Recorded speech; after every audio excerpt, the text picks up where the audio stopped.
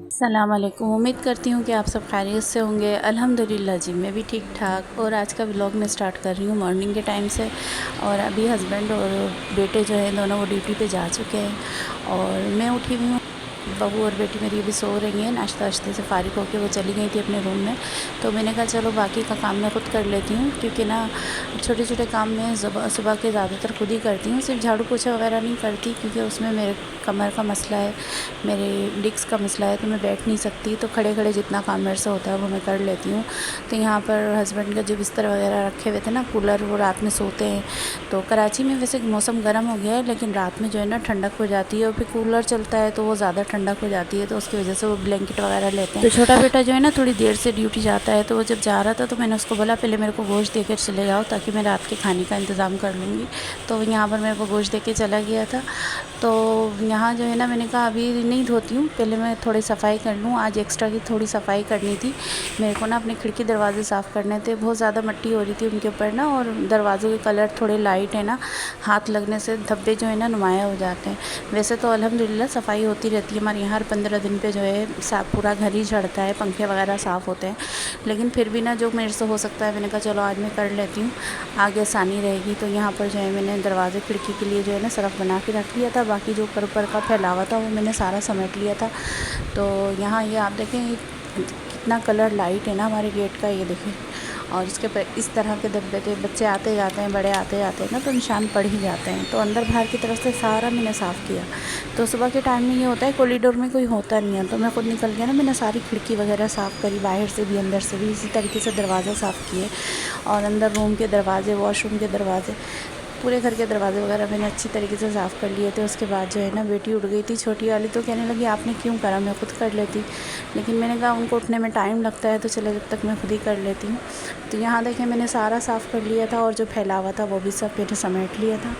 और मैंने कहा चलो अब रात को खाने बनाने के लिए जो है ना मैं तैयारी कर लेती हूँ। तो वो उस छोटी वाली बेटी है ना, उसके बच्चे आ गए थे ट्यूशन वाले, तो वो पढ़ा रही थी। और यहाँ अंशरा और अहमद रज़ा भी आपको नज़र आ रहे हैं।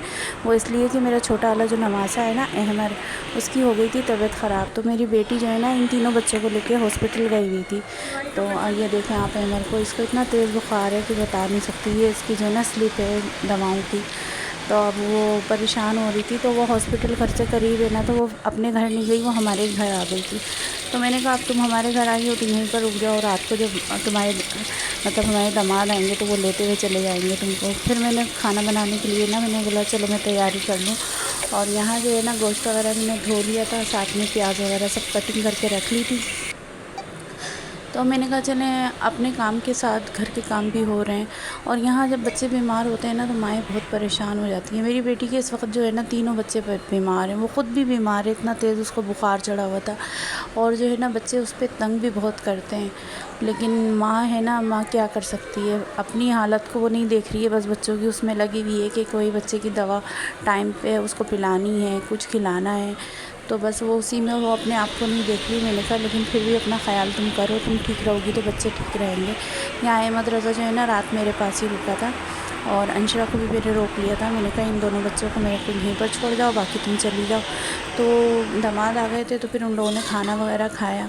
यहाँ मैंने सालन वगैरह बना लिया था, और रोटी थी, चावल वगैरह जो बने थे वो सब। तो उन लोगों ने खाना वाना खाया, खैर वो चली गई थी। तो वो जब आई ना तो ये सूट भी लेकर आई थी। ये सूट जो है ना MTG का, तो ये उसकी सास ने उसको दिया था जब वो सखर गई थी अभी हमारे साथ ना। तो बहुत खूबसूरत इसका प्रिंट है, ये देखें। शायद ऐसे देखने में अजीब लग रहा हो, लेकिन वैसे बहुत खूबसूरत इसका प्रिंट है, और स्टफ़ भी इसका बहुत ज़्यादा अच्छा है। तारिक जमील की ये जो है ना ब्रांड है, बहुत खूबसूरत है। इसका प्रिंट ट्राउज़र है, प्रिंटेड कमीज़ है इसकी, और इसके साथ जो है ना बॉर्डर पट्टियाँ हैं, वो आप अपने तरीके से इसमें लगवा सकते हैं अपने टेलर से। और मैं तो खैर खुद ही सिलाई करती हूँ, तो मेरे लिए तो कोई मसला नहीं है। तो वो यहाँ छोड़ गई थी कि अम्मी आप ख़ुद सी दीजिएगा। यहाँ ना उसका सूट है कि अभी दोबारा हमें सखर जाना है शादी में, तो कुछ घर में पहनने वाले कपड़ों में ये इस्तेमाल हो जाएगा मेरे। तो जी ये देखें, ये मैंने आपको सूट दिखाया ना, आप बताइएगा कि कैसा लगा आप लोगों को। और यहाँ जो है ना अल्हम्दुलिल्लाह हमारे घर में जो है ना गायें आ गई है। आप लोग बताएं आप लोगों ने बकरीद में क्या कुर्बान करना है, गाय, बकरी, बकरा या दुम्बा। हमारे तो अल्हम्दुलिल्लाह बेल आ गई और अहमद रज़ा इतना ज़्यादा खुश है, ये देखे बेल को देख के। कब से कह रहा था मम्मी गाय ले, तो इनके नाना अब्बू गए और ये बेल लेकर आ गए। अब वो उसके लिए खाना पानी हर चीज़ रख रहा है कि मम्मी खा रहा है, ये कर रहा है, इतना खुश हो रहा है इससे ज़्यादा का।